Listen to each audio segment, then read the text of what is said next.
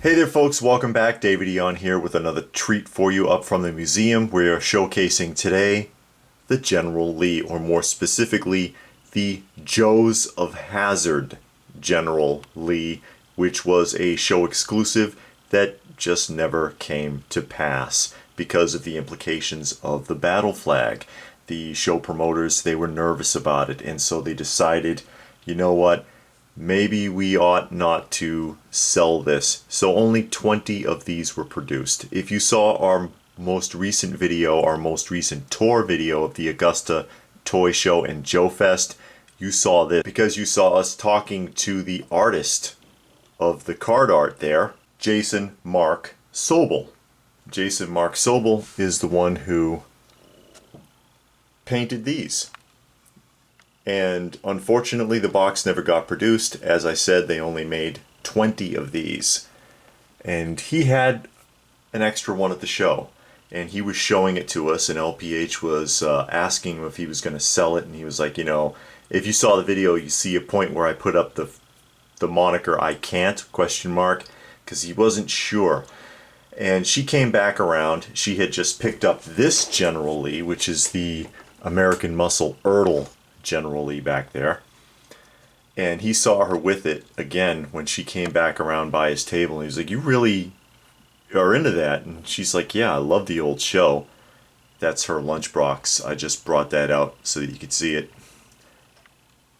Her vintage, she collects vintage lunchboxes as well, but she's a big fan of the vintage show, and she is also a fan of the ARAH era G.I. Joe, and so this provided an opportunity for her to bring those two worlds together.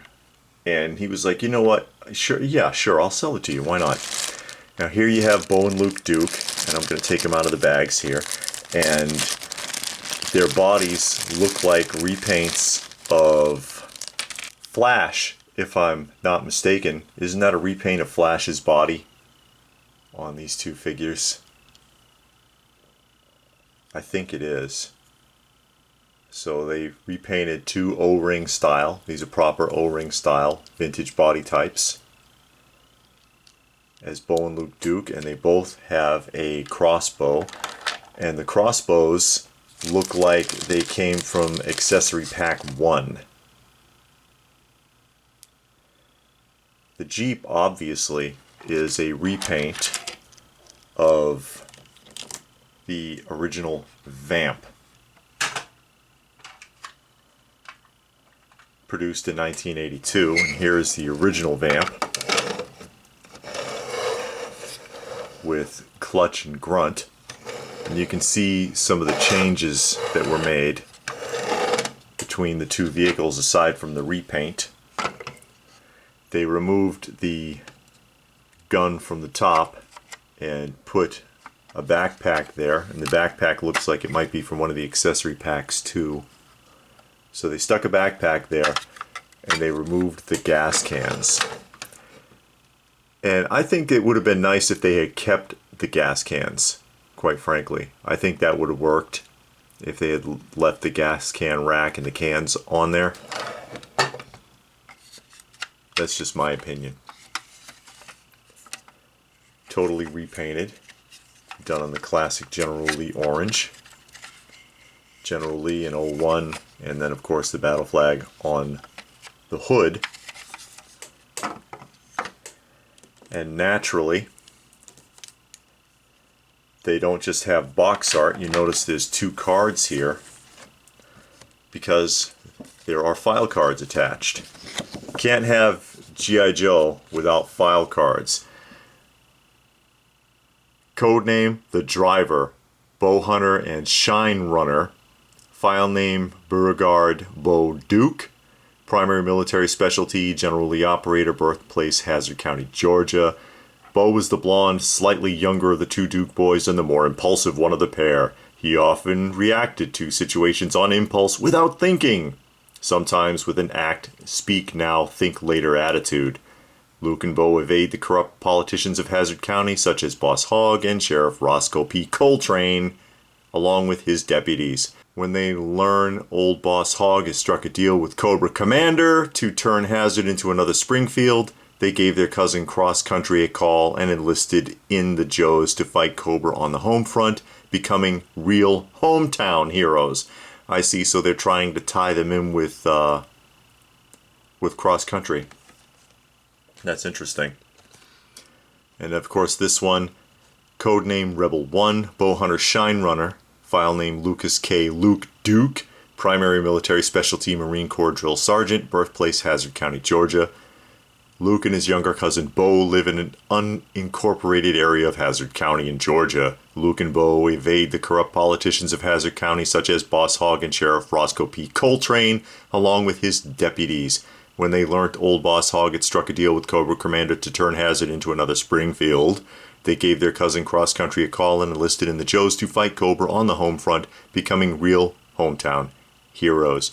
You know, Roscoe P. Coltrane, he gets a bad rap.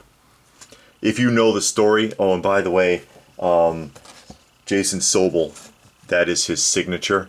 He signed both of these cards for her when she got this from him, without disclosing the price, of course. But he threw a number out there. He's like, you know, Avi, I see you really into this, so I'm willing to sell it. And he threw a number out there, and she found it reasonable. Now, Roscoe gets a bad rap because if you follow the storyline, they don't talk about it much on the show. Roscoe had his pension ripped off by, if I remember this correctly, had his pension ripped off by corrupt politicians. And so he was like, well, if you can't beat him, you may as well join him.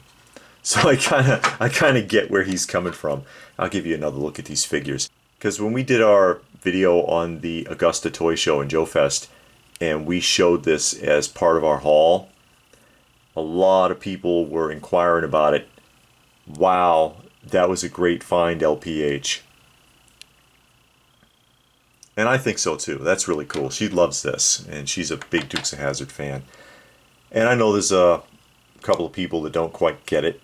You know, we had one person comment that, oh, obviously you guys don't understand the implications of the battle flag and whatever. And, you know, the implications are, quite frankly, whatever you want them to be. If you want them to be something negative, they will be. And if you want them to be something positive, they will be. And in our case, and in her case especially, it's all about the nostalgia of the show and the nostalgia of the ARAH era G.I. Joes, which we've just finished watching in its completeness recently, including the film. The entire ARAH series, her and I together. So what do you think? Is that a great find? And she picked this up at the show too, I think I mentioned that. Which was also a really nice rare find for her. She does collect vintage and modern scale die-cast vehicles.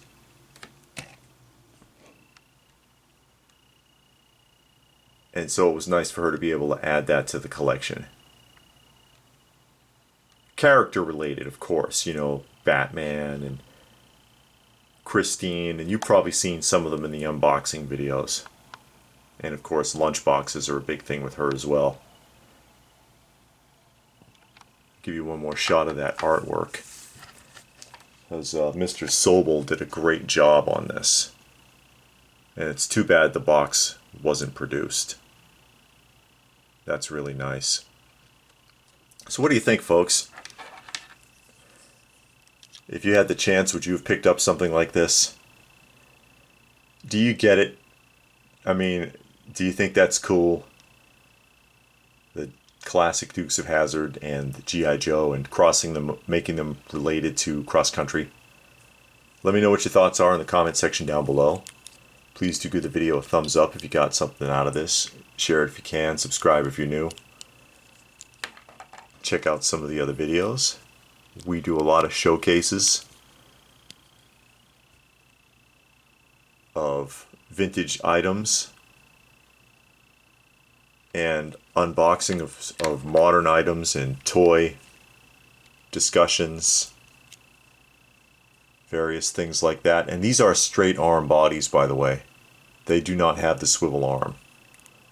So it is in keeping with the tradition of the original Vamp, which I believe the original figure also had a straight arm. Didn't the original clutch have a straight arm?